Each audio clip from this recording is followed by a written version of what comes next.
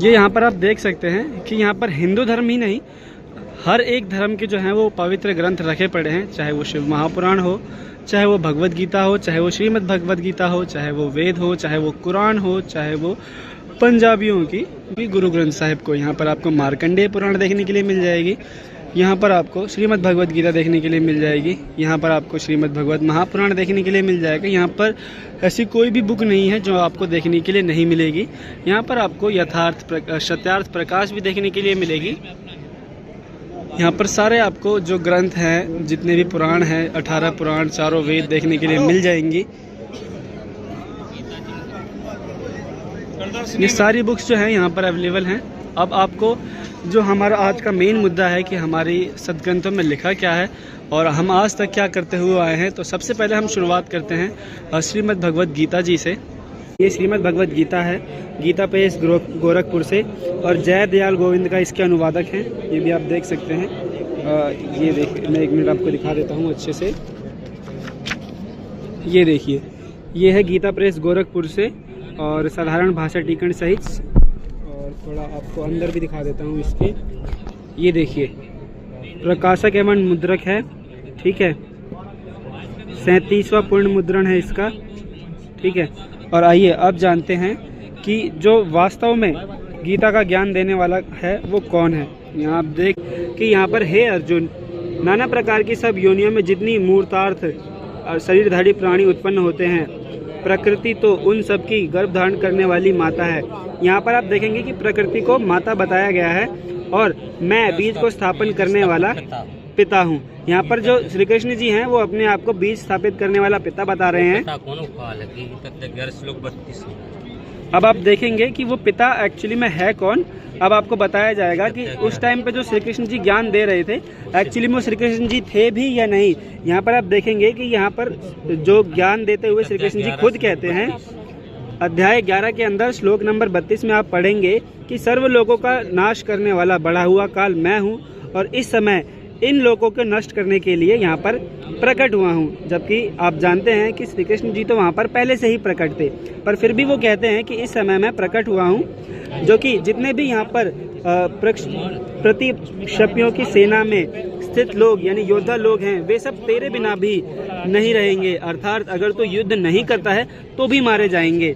यानी कि वो यहाँ पर सबको खाने के लिए आया हुआ है, और वो काल है, ये वो खुद कहता है। ये आप देख सकते हैं, प्रकृति को यहाँ पर माता बताया गया है, और खुद को श्री कृष्ण भगवान जी जो हैं वो बीज स्थापित करने वाला पिता बता रहे हैं, और वो बीज स्थापित करने वाला पिता जो है वो यहाँ पर महाकाल है। आप देख सकते हैं प्रमाण के साथ में।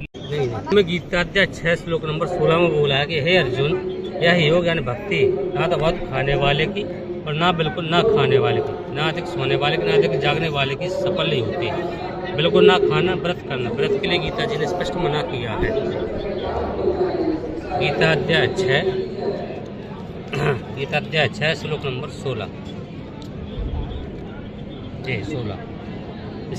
इसके लिए कौन सी भक्ति करनी आई जानते हैं? गीता अध्याय 16 श्लोक नंबर 23 में। उसके लिए तो शास्त्रों के प्रमाण रखना।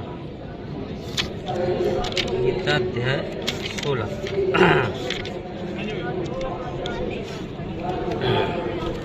हे अर्जुन, गीता अध्याय 16 श्लोक नंबर 23, इसमें बोला है कि जो पुरुष शास्त्र विधि को त्याग कर अपनी इच्छा से मनमाना आचरण करता है, वह ना तो सिद्धि की प्राप्ति होती, न गति, न सुख को। इस फिर गीता अध्याय 24 में बोला है कि इसके लिए अर्जुन, इस कर्तव्य और अकर्तव्य की व्यवस्था में शास्त्र ही प्रमाण है।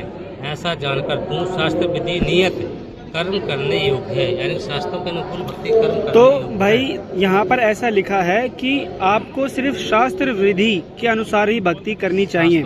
अगर आप शास्त्र विधि को त्याग कर अपनी मनमानी आचरण करते हैं तो ना तो आप किसी परम गति को प्राप्त होते हैं, ना ही आपको कोई सिद्धि प्राप्त होती है, ना ही सुख प्राप्त होती है। और इसी प्रकार श्री कृष्ण जी अर्जुन से कहते हैं कि इससे तेरे लिए इस कर्तव्य और अकर्तव्य की व्यवस्था में शास्त्र ही प्रमाण है, और ऐसा जानकर तू शास्त्र विधि से ही कर्म करने हैं। शास्त्रों के अनुकूल भक्ति तत्वदर्शी संत बताएगा। गीता अध्याय 4 श्लोक नंबर 34 में। यहाँ पर अब हम गीता अध्याय का 4 श्लोक नंबर 34 देखने जा रहे हैं, जहाँ पर गीता का ज्ञानदाता स्वयं कह रहा है कि आपको तत्वदर्शी शरण की जन्म में जाना चाहिए। गीता अध्याय 4 श्लोक नंबर 34। श्लोक नंबर 34 में आप देखेंगे जहाँ पर आप कह रहा है कि उस ज्ञान को तू तत्वदर्शी ज्ञानियों के पास जाकर समझ। यहाँ पर आप देख सकते हैं कि यहाँ पर लिखा है उस ज्ञान को तो तत्वदर्शी ज्ञानियों के पास जाकर समझ, उनको भली भांति दंडवत प्रणाम करने से, उनकी सेवा करने से और कपट छोड़कर सरलता पूर्वक प्रश्न करने से वे परमात्मा तत्व को भली भांति जानने वाले ज्ञानी महात्मा उस तुझ पर उस ज्ञान तत्व ज्ञान का उपदेश करेंगे। अगर श्री कृष्ण जी को तत्व ज्ञान का उपदेश होता या वो उसके बारे में जानते तो वो यहाँ पर ये नहीं कहते कि तू उस ज्ञान को तत्वदर्शी ज्ञानियों के पास जाकर समझ। यहाँ से ये स्पष्ट होता है कि श्री कृष्ण जी को स्वयं उस ज्ञान का स्वयं उस साधना का ज्ञान नहीं था, इसी वजह से वो तत्वदर्शी। तेरे और मेरे बहुत जन्म हो चुके, तू नहीं जानता। अब हम देखेंगे कि गीता ज्ञानदाता स्वयं कह रहा है कि मेरा जन्म होता है और अर्जुन का भी जन्म होता है। यहाँ पर आप देखेंगे अध्याय 4 श्लोक 5। ये देखिए गीता का अध्याय 7 है, 4 गीता का अध्याय 4 है और हमारे पास ये श्लोक नंबर 5 है।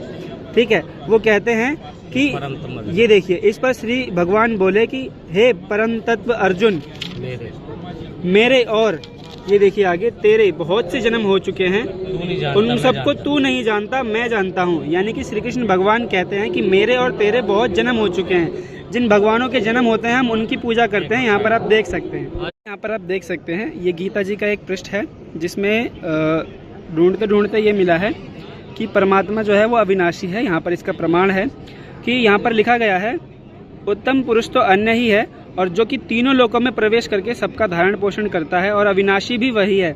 जबकि मैं आपको बता दूं कि श्री कृष्ण भगवान, ब्रह्मा जी, विष्णु जी, महेश जी, जितने भी ये लोग तीनों देवी देवता हैं, इनका जन्म भी होता है, इनकी मृत्यु भी होती है। और जिस परमात्मा के बारे में, जिस भगवान के बारे में यहाँ गीता जी में लिखा गया है वो अविनाशी परमेश्वर है। तो आपको सोचना पड़ेगा कि वो अविनाशी परमेश्वर है कौन। वो अविनाशी परमेश्वर यहाँ पर श्री कृष्ण जी किसके बारे में कह रहे हैं, ये एक सोच का विषय बन जाता है। परमात्मा के बारे में श्री कृष्ण जी बता रहे थे कि वो अविनाशी परमात्मा है। उसी परमात्मा के बारे में यहाँ पर श्री कृष्ण जी फिर कहते हैं कि हे भारत, तू सब प्रकार से उस परमेश्वर की शरण में ही जा। उस परमात्मा की कृपा से ही तू परम शांति को और सनातन परम धाम को प्राप्त होगा।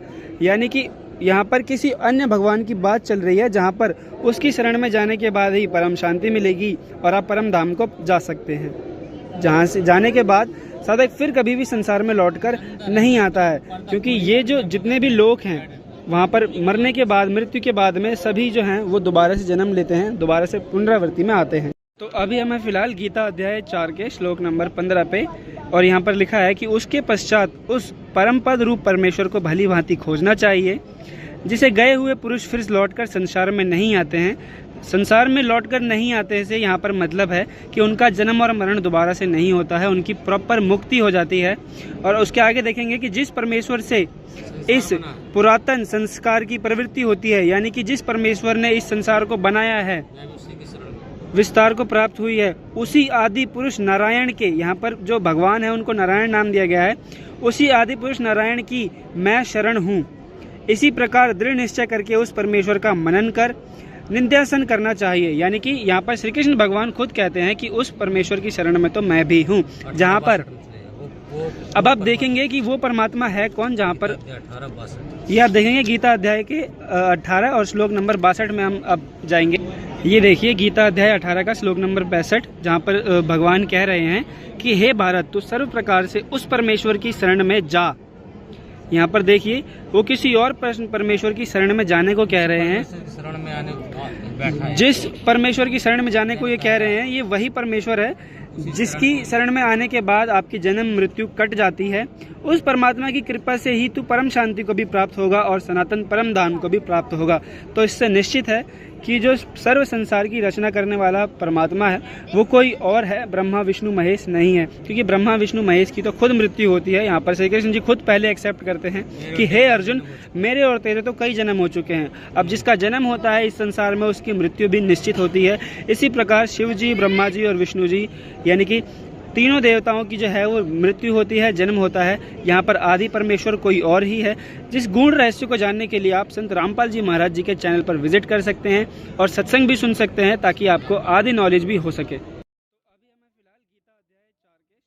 15 पे, और यहाँ पर लिखा है कि उसके पश्चात उस परमपद रूप परमेश्वर को भली भांति खोजना चाहिए, जिसे गए हुए पुरुष फिर लौटकर संसार में नहीं आते हैं। संसार में लौटकर नहीं आते से यहाँ पर मतलब है कि उनका जन्म और मरण दोबारा से नहीं होता है, उनकी प्रॉपर मुक्ति हो जाती है। और उसके आगे देखेंगे कि जिस परमेश्वर से इस पुरातन संस्कार की प्रवृत्ति होती है, यानी कि जिस परमेश्वर ने इस संसार को बनाया है। दर्शकों, आपका किसी भी प्रकार का कोई भी सवाल हो या किसी भी प्रकार का कोई भी सुझाव हो, कमेंट के माध्यम से आप हमको ज़रूर बताना, और कमेंट करके ये भी ज़रूर बताएं कि आपको ये वीडियो कैसी लगी, इन्फॉर्मेटिव लगी, क्या आप पहले से जानते थे और क्या आप पहले से नहीं जानते थे।